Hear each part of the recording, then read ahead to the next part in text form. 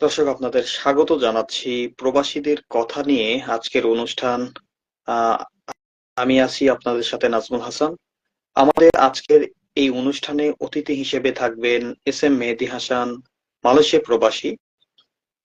আমরা দ্রুতই তার সাথে যোগাযোগ করার চেষ্টা করছি। আজকের সমসাময়িক বিষয় হচ্ছে মালয়েশিয়ার পরিস্থিতি এবং বাংলাদেশ থেকে যারা মালয়েশিয়াতে কাজ করেন তাদের কি অবস্থা, তারা কিভাবে কাজ করছেন এবং সর্বশেষ পরিস্থিতি আমরা মেহেদীর কাছ থেকে জানতে পারবো। আর যারা কমেন্টসে আহ উত্তর চান বা কোনো সমসাময়িক বিষয়ে মালয়েশিয়ার কোনো কিছু যদি প্রশ্ন করার থাকে, কমেন্টস বক্সে আমাদের জানাতে পারেন। দর্শক, আমাদের অতিথি ইতিমধ্যেই জয়েন করেছেন।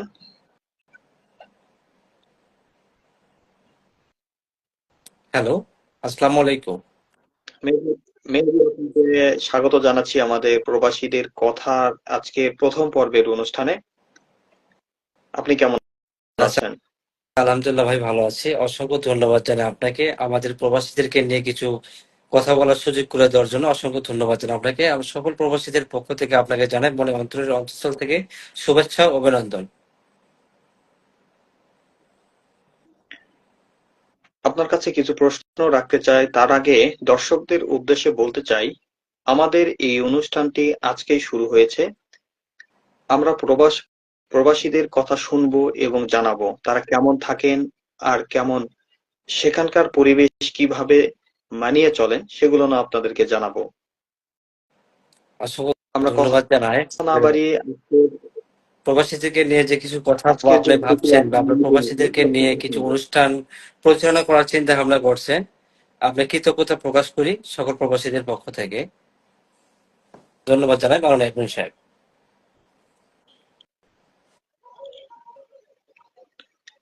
মেহেদী, আপনাকে প্রথমেই একটি প্রশ্ন করতে চাই যে মালয়েশিয়ার শ্রম বাজার, বাংলাদেশের মালয়েশিয়ার শ্রম বাজার এখন কি অবস্থায় আছে? মালয়েশিয়ার বাঙালি শ্রম বাজারের অবস্থাটা, বর্তমানে অবস্থাটা খুবই খারাপ। তার কারণ হচ্ছে কি, মালয়েশিয়াতে যদি একটা কোম্পানিতে ওয়ার্কার লাগে 100 জন, এখানে কি করে যে বাঙালি যে সব আমাদের এজেন্ট আছে, তারা আমাদের বাংলাদেশ প্রিয় মাতৃভূমি কিছু ভাইদেরকে, ভাই বোনদেরকে মিথ্যা আশ্বাস দেয় যে এরকম আশ্বাসটা দেয় যে এখানে তো ভালো একটা কাজ দেবো, তুই কোম্পানিতে ভালো একটা বেসিক একটা বেতন পাবি। আর আসলে মানে মোদ্দা কথা হচ্ছে কি, মানে এই কোম্পানিতে লোকে লাগবে না, জাস্ট মিথ্যে যে একটা আশ্বাস দেয়, এটা কিন্তু আমাদের এক বাঙালি ভাই হয়ে আরেক বাঙালি ভাইকে এই আশ্বাসটা দেয়। এটা কখনো মালয়েশিয়ার কোনো মানে অডিয়েন্স আর কি, মালয়েশিয়ার কোনো লোক, মালয়েশিয়ার কোনো গভর্নমেন্টে কখনো আমাদের বাঙালিকে কখনো এরকম ভাবে প্রেশার করে না যে তাদের জন্য আমরা বিপদগ্রস্ত কখনো হয় না। বাঙালি হয়ে এক বাঙালির জন্য আমরা বিপদগ্রস্তের মধ্যে পড়ে, এক কথাই বলা যায়। আচ্ছা, আমরা যতটুক জেনেছি সেটি হচ্ছে অনেকেই এখনো কাজের যে পরিস্থিতি, অনেকেই বাহিরে কাজ করছেন অথবা অনেকেই বেকার অবস্থায় আছেন। তাদের যে মানবিক সমস্যাগুলো, তারা কিভাবে আছেন বা আপনার চোখে কি পড়ে এই বিষয় নিয়ে? এই বিষয় নিয়ে হচ্ছে, আমি কয়েকদিন আগে এক বাজারে গেছিলাম। যেমন আমাদের গ্রামে যেমন একটা বাজার আছে, এখানে বাংলাদেশে পাসার বলে, গেছিলাম। দেখলাম বেশ কয়েকজনের চোখে পড়ে এরকম, যাদের কাজ নাই, নতুন আসছে, বসে আছে। তারা একটি এইভাবেই আছে, যেমন আমার যদি কোনো আত্মীয় স্বজন আছে আমার অধীনে আছে, ব্যাপারটা এই সিস্টেমে আছে, এই আর কি। কিন্তু তারা খুব অনেক কষ্টে আছে, অনেক কষ্টে আছে।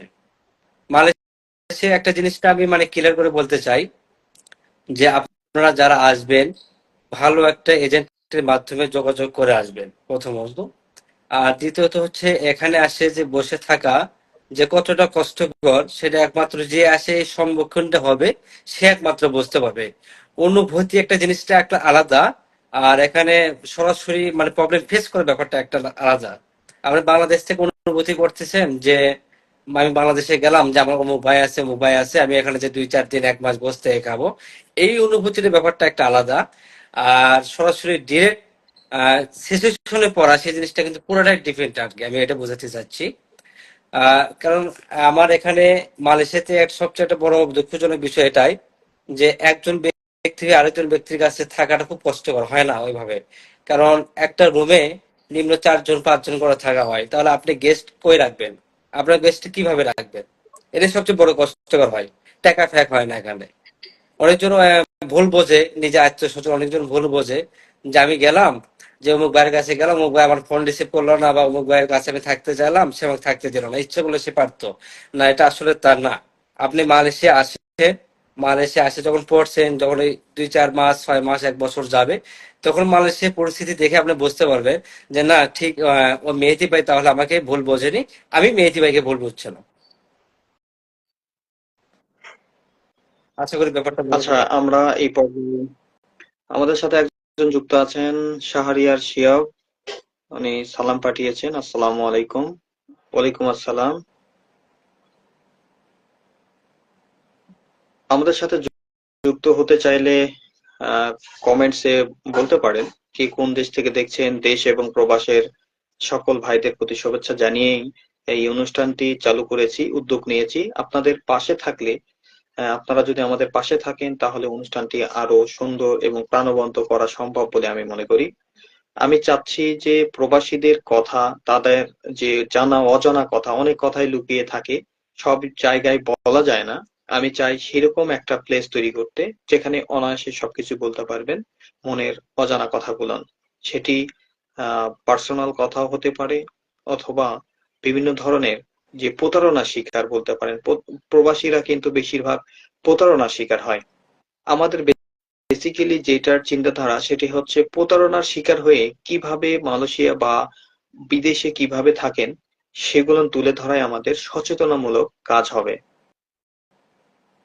মেহেদী, আপনার কাছে আরেকটি প্রশ্ন রাখতে চাই, সেটি হচ্ছে মালয়েশিয়াদের যারা আছেন, যারা যাদের পাসপোর্টের মেয়াদ শেষ, তারা আসলে যারা বাংলাদেশ এম্বাসিতে পাসপোর্টের যে কাজগুলো করতে চাচ্ছেন, আহ, তারা আসলে কতটুকু কাজ করতে পারতেছেন বা সময় কতটুকু লাগতেছে, এরকম তথ্য কি আছে আপনার কাছে?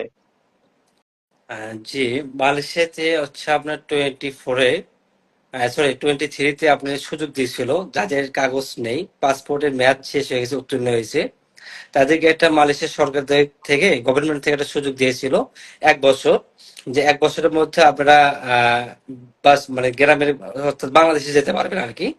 দেশে যাওয়ার সুযোগ দিয়েছিল অতি অল্প একটা খরচে। সেই সুযোগটা, সুবর্ণ সুযোগটা বর্তমানে নেই। ডিসেম্বর 31 থেকে তারিখ থেকে সেই সুযোগটা শেষ হয়ে গেছে, এই আর কি।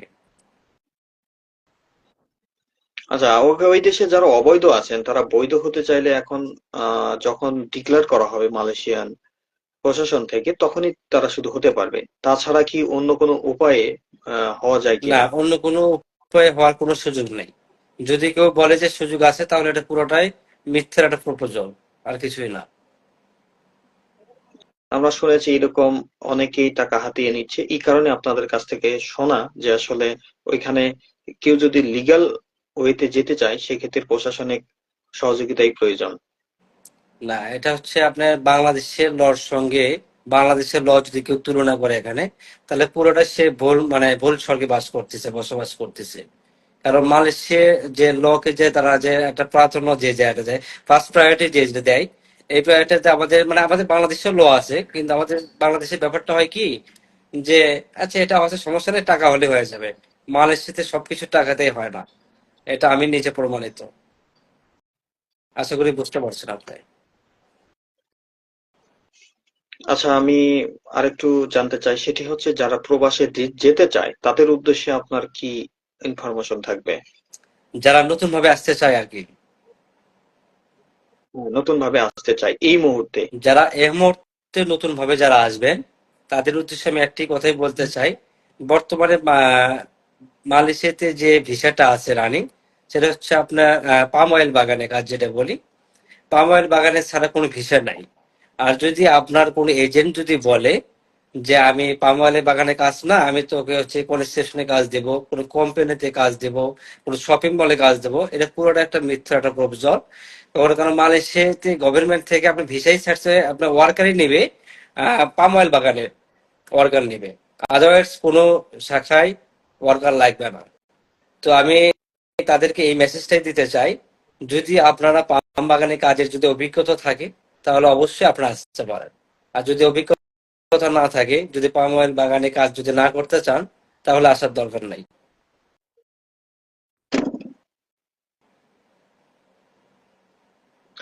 আমরা আপনার অভিজ্ঞতা শুনতে চাই, আসলে বিদেশ যাওয়ার শুরু থেকে শেষ পর্যন্ত সংক্ষেপে বলবেন। আমার আসার মানে আমি যে আসছি, আসার পর থেকে যে কি আমার লাইফে কি আমি কি কি পরিস্থিতির শিকার কি হয়েছি এটা। অবস্থায়, কি কি পরিস্থিতির শিকার হয়েছেন? তো আমি ফার্স্টে যখন আসলাম, আসার পরে আমি বাংলাদেশে এয়ারপোর্টে যতটা হয়রানি হয়েছি, মালয়েশিয়া এয়ারপোর্টে আমি কখনো অতটা হয়রানি আমি হই নাই, প্রথমত। আর দ্বিতীয়ত হচ্ছে কি, যারা বাংলাদেশ থেকে যারা মালয়েশিয়া এয়ারপোর্টে যারা আসবেন, তাদের উদ্দেশ্যে সর্বপ্রথম যে একটা টিপস যে একটা আছে, প্রথম স্টেপে আমি বলতে চাই এটাই, যে আপনি কখনো আহ ভেতরে নার্ভাস নিয়ে কখনো চলাফেরা করবেন না প্রথমেই। আপনি যেখানে যেখানে আপনার এজেন্ট যেখানে যেতে বলবে, যে যে কাজ করতে বলবে সেভাবে কাজ করবেন, তাহলে আপনার অটো চলে আসতে পারবেন। আর একটা কথা হচ্ছে কি, যারা অনেক বাঙালি আছে দেখছি, মানে বাঙালি বলতেই অনেক কৌতূহল সৃষ্টি করে, যেখানে যায় সেখানে বাঙালি একটা কৌতূহল একটা থাকেই। যে এই জন্য আমি বলতেছি যে আপনারা অনেক যে অনেকজন সিগারেট বা অনেক কিছু নিয়ে আসেন, মাদক দ্রব্য অনেক কিছু নিয়ে আসার চেষ্টা করে, যারা অনেক বাঙালি আছে, বিশেষ করে সিগারেটই অনেকজন নিয়ে আসে। তা আমার কাছে মনে হয় যে সিগারেট ওইভাবে না নিয়ে আসাটাই সবচেয়ে বেটার, প্রথমত। আর দ্বিতীয়ত হচ্ছে, এখানে সব মানে আপনি যদি চান, মন চাইলে যে সবকিছু এখানেই তো আপনি পাবেন, বাংলাদেশ থেকে ওইভাবে আনার দরকার নেই। গেল। আর দ্বিতীয় স্টেপে হচ্ছে কি, আমি এখানে সর্বপ্রথম একটা প্রবলেম ফেস করছিলাম। আমি যখন আসলাম, আমার এজেন্টের মাধ্যমে নিয়ে গেল হচ্ছে রিসিভ করা, এখানে একটা অপশন থাকে যে টাকা পয়সার যে লেনদেনটা ব্যাপারটা থাকে, রিসিভ করে আপনাকে নিয়ে আসবে, নিয়ে আসার পরে সে টাকা ক্লিয়ার করলাম। ক্লিয়ার করার পরে সঙ্গে সঙ্গে আমি যে গন্তব্য স্থানে যাব, সেই গন্তব্য স্থানে তারা নিজ দায়িত্বভাবেই পৌঁছে দেয়। এটা আমার কাছে খুব ভালো হয়েছে, আমার কাছে আমি কোনো প্রবলেম ফেসটা করি নাই আর কি। আমি এখানে প্রবলেম ফেস করছিলাম এটাই, যে আমি যখন হচ্ছে একটা কোন স্টেশনে যখন একটা কাজে গেছিলাম, প্রথমে আসে আমি 17 থেকে 20 দিনের মতো আমি ওয়েটিং গেছিলাম, কোনো কাজকর্ম ছিল না আমার। আমি আমি চিরকৃতজ্ঞতা প্রকাশ করি আমার গ্রামের প্রিয় মাতৃভূমি তাইজুল ইসলাম ভাইকে। আমি কৃতজ্ঞতা প্রকাশ করি তাকে, তার বাসায় আমি 17 দিন থাকছি। অসংখ্য ধন্যবাদ জানাই এই প্রবাসের মাটিতে। সে এতদিন আমাকে যে একটা সাপোর্ট করছে, এই সাপোর্ট কোথাও ওইভাবে পাওয়া যায় না। তার সাপোর্ট করার পজিশন ছিল, হয়তো বা দেখে করতে পারছে, আদার্স কেউ করতে। আমার কিন্তু নিজের অনেক আত্মীয় স্বজন ছিল, আমার মিসেস এর ফাদার ছিল, আমার মিসেস এর ভাই ছিল, অনেকে অনেকজন ছিল। কিন্তু আসলে তাদের পরিবার কাছে আর কি ওইভাবে আমি থাকতে পারিনি, কারণ তাদের কাছে এইরকম পজিশনটা ছিল না।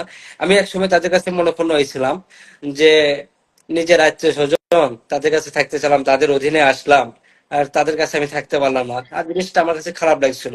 কিন্তু পরে যখন আমি এখানে আমার থাকার বয়সটা হলো, তখন বুঝতে পারলাম যে আসলে যে থাকতে পারে না কি জন্য, এই ভুলটা পরে ভাঙছে। এই ভুলটা ফার্স্ট আমার ভাঙিয়েছিল না, প্রথমত। আর একটা জিনিস আমি সবাইকে বলতে চাই উদ্দেশ্য করে, যেখানে একটা যে বাংলা যে একটা প্রবাদ আছে যে বলে যে নিজের লোক নিজের লোকের কাছে কেন কাজ দেয় না, নিয়ে যায় না, হেল্প করে না। এটা কেন করে না জানেন?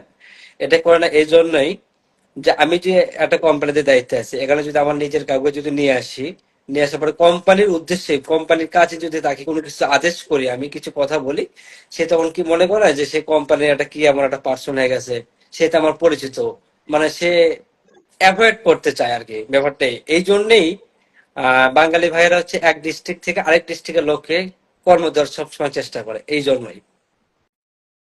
বুঝছেন? আচ্ছা, আরো পরবর্তীতে যদি কোনো অভিজ্ঞতা থাকে আমাদের মাঝে শেয়ার করতে পারেন। আচ্ছা, আর হচ্ছে যাদের বর্তমানে পাসপোর্ট নাই, তারা খুব সতর্কতা ভাবে চলাফেরা করতে হবে, প্রথমত। কারণ আপনার সতর্কতাই পারে আপনার ফ্যামিলি, আপনার সাপোর্টিং, কিন্তু আপনার ফ্যামিলি কিন্তু একমাত্র সাপোর্টিং করেন আপনি। তাহলে আপনার সতর্কতা, আপনার উচিত সতর্কতা ভাবে থাকা। কারণ আপনি বাঁচলেই বাঁচবে সুজলা সুফলা শস্য শ্যামলা সোনার বাংলাদেশ। আপনি বাঁচলেই বাঁচবে আপনার ফ্যামিলি মেম্বার। তাই আপনার সতর্কতা আপনার নিজেই করতে হবে। আপনার ব্যক্তিত্ব আপনি নিজে যদি ধরে না রাখতে পারেন, তাহলে আপনার ব্যক্তিত্ব, আপনার ভবিষ্যৎ, আপনার ফিউচার কেউ ধরে রাখতে পারবে না। আশা করি বুঝাতে পারছি আমি কি বলতে চাচ্ছি। ওকে, ধন্যবাদ। আপনার অসংখ্য ইনফরমেশন আমরা পেয়েছি। আশা করি অনেকেরই উপকার হবে এইসব কথা, যারা মালয়েশিয়াতে যেতে চান তারা আমাদের এই লাইভটি দেখতে পারেন। আমরা আস্তে আস্তে আরো সুন্দর লাইভ বা আরো ধরনের তথ্য নিয়ে আসার চেষ্টা করব। প্রথমেই ভুল ত্রুটি মার্জনীয়, আমাদেরকে আহ ক্ষমা সুন্দর দৃষ্টিতে দেখবেন।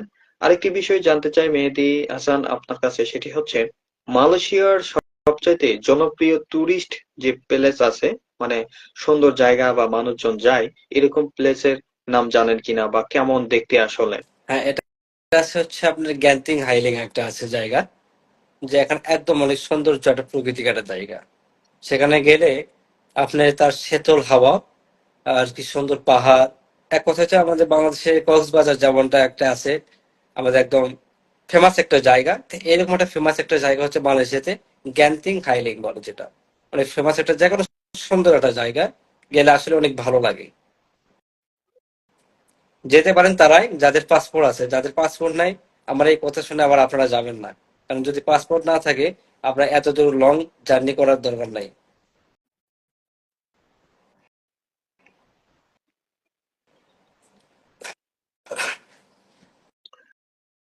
ওকে, ধন্যবাদ। সর্বশেষ আপনার অডিয়েন্স মানে দর্শকদের উদ্দেশ্যে দুটি কথা বলে শেষ করব আজকের অনুষ্ঠান। আপনি বলতে পারেন। আমি দর্শকদের উদ্দেশ্যে কথা বলতে আমি একটা কথাই বলতে চাই, যে আমাদের মাননীয় অ্যাডমিন সাহেব যে সুন্দর একটা উদ্যোগ নিয়েছে, আপনারা সবাই নাজমুল ভাইকে সাপোর্ট করবেন, এই পেজটিকে সাপোর্ট করবেন। তাহলে যারা প্রবাসী, কথা হচ্ছে প্রত্যেকটা ফ্যামিলিরই একটা করে মেম্বার হলে কিন্তু প্রবাসী আছে, সেটা হোক বা মালয়েশিয়া, হোক সৌদি আরব, যে কোনো কান্ট্রিতে অবশ্যই অবশ্যই আছে। বর্তমান বাংলাদেশে তার কাছে মনে হয় প্রত্যেকটা ফ্যামিলিরই একটা না একটা মেম্বার অবশ্যই বাইরে আছে। তাহলে অবশ্যই আপনাদের প্রত্যেক জনারই উচিত এই পেজটিকে সাপোর্ট করা, এই অনুষ্ঠানে আপনাদের যুক্ত হওয়া, এবং এটাই আমার আপনাদের কাছে একটা মেসেজ, রিকোয়েস্ট। ধন্যবাদ জানাচ্ছি এবং কৃতজ্ঞতা জানাচ্ছি জনাব মেহেদী হাসান আপনাকে। অসংখ্য ধন্যবাদ আবারও। সেটি হচ্ছে আপনার থেকে আসলে আপনারা তো অনেক শ্রম দিয়ে থাকেন, সেই শ্রমের বাহিরে আমাকে সময়টুকু দেওয়ার জন্য। আরেকটি বিষয় সেটি হচ্ছে আপনারা ভালো থাকুন, পরিবার নিয়ে ভালো থাকুন। আর যারা মালয়েশিয়াতে যাবেন অবশ্যই বিভিন্ন ধরনের ইনফরমেশন খুঁজে খুঁজে, এখন অনলাইনের যুগ, ইউটিউব বলেন, অনলাইন যুগ, অনলাইনে বলেন, গুগলে বলেন, সবকিছুই পাবেন। আহ আমি আশা করি আপনাদের আগামী মালয়েশিয়ার যাত্রা শুভ হোক এবং যারা মালয়েশিয়াতে থাকেন তাদের যে কোনো সমস্যা আমাদের মাঝে আহ শেয়ার করতে পারেন। এজন্য আমি একটি হোয়াটসঅ্যাপ নাম্বার এখানে যুক্ত করে রাখবো। যারা যারা মনের কথা বলতে চান, অজানা কথা, প্রবাসীরা কেমন কষ্টে থাকেন, কেমন ভালো থাকেন, সবকিছু শেয়ার করব এই পেজ থেকে। শেষ করছি প্রবাসীদের কথার প্রথম পর্বের লাইভটি। আপনাদের শুভেচ্ছা জানিয়ে এবং সালাম জানিয়ে শেষ করছি। আল্লাহ হাফেজ।